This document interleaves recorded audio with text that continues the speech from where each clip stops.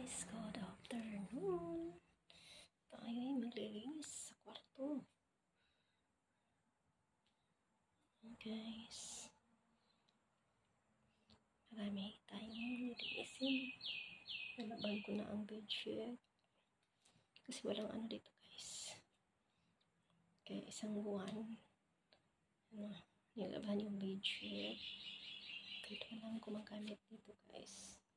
Kasi minsan, dito nag-computer yung apo nila. Dito nakatambak ang mga gamit guys.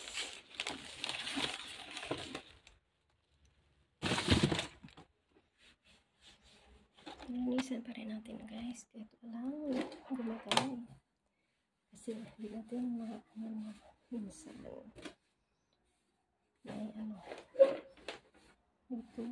dito yung apo ng computer.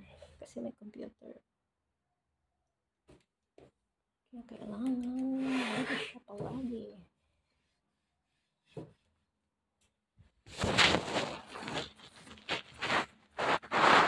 Kasi maya-maya guys, maglinisan naman tayo sa taas.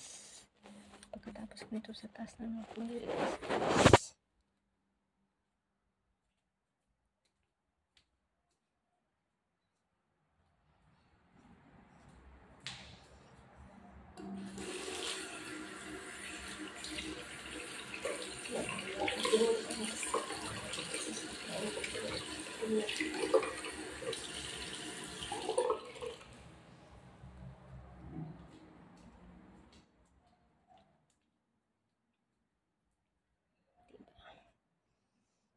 Medyo guys.